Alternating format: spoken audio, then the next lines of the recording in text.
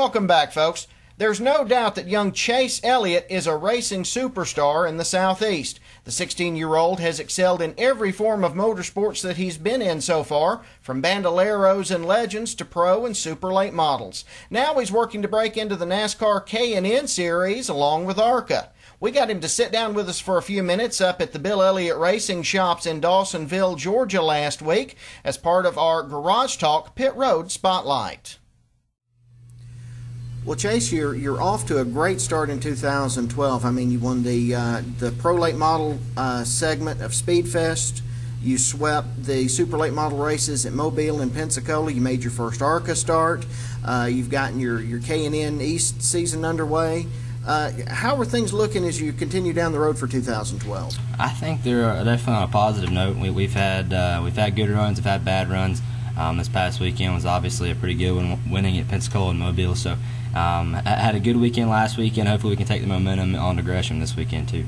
Now, for a lot of folks, it might just be they might assume that because you come from a racing family, that being a second-generation racer would just be natural. But what made you decide that this was what you wanted to do?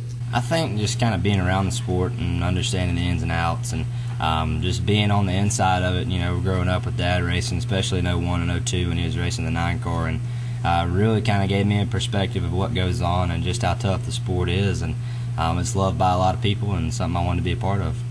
Now, last year you won what is pretty much considered the biggest short track race in the country, the Snowball Derby. What did that mean to you to win that race finally? It meant a lot. It was that was a really, really cool day. Definitely special to me, one I'll never forget. It was a heck of a race. We definitely had our struggles in the race too. Got caught up in a wreck early on, and came down pit road and guys fixed the car and got it back what it needed to be competitive. So it just ended up having a good day. Obviously, you know, circumstances had to go your way, and fortunately things worked out for us. Now, the thing that I've always admired in watching you, and it really has amazed me, is that given your age and everything you've done, I've never seen you get flustered. You always seem to stay cool behind the wheel. You stay calm, and that's something that even drivers who are 3 times your age can't say. Where did you pick that up from? Well, I think it's just being surrounded by good people, experienced people, whether it may be Dad or Ricky Turner. We have so much experience in the shop, people that have been around for so long, and I guess they just realize there's no point in it. What's happened. You can't go back and change it. So the best thing you can do is either move on and hopefully capitalize by the end of the race if the race isn't over, and if it is, then move on the next week.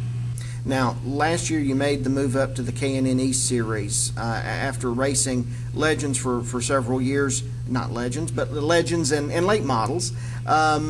So how big of a step up was that for you? It was a pretty big step. Obviously, moving from a late model type car to an old cup car is big. The weight is the biggest thing. Obviously, the K&N Series is really different, really, from the truck or nationwide or cups. So basically, you know, with their rule change to 15, really opened a big door for me to go race at some big racetracks and get a lot of experience. So that was the biggest thing last year. We didn't have the greatest year, but I definitely learned a lot, and I think we can carry that to this year and hopefully have a good season.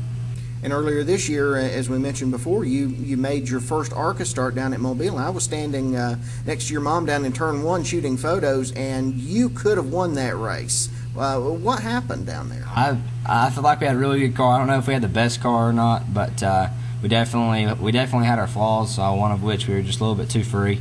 We were just a little bit too loose to be really fast in the long run. I think that was partly my fault there in practice, just having the car too loose, and rookie mistake there. That'll come with experience, and definitely something, if we do go back to Mobile, definitely something to keep in mind. First ARCA race, it was definitely something different. We had the car working good in practice and just not so good in the long run. So I believe our next race is going to be at Salem, so we'll definitely take what we learned there and try to move forward and be a little bit better next time.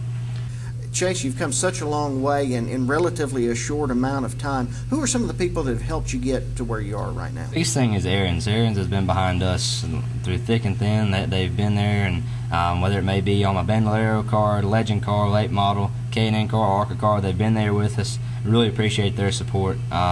We have a lot of great contingency sponsors, whether just everybody. You know, everybody that makes our shop go around is definitely a big help, and I appreciate everybody's support. It's definitely not just one person. Aaron's has been the biggest piece of the puzzle with their support, and but there's been a lot of little things that make it work too. So this year we have Aaron's at HendrickCars.com on the car, and that's on every car, whether it may be late model, ARCA, or K&N. So I have a lot of great support this year, and hopefully we'll definitely make the most of it. How do you blow off steam? How do you release some of the pressure that has to build up? It builds up on any race car driver, but how do you blow off steam?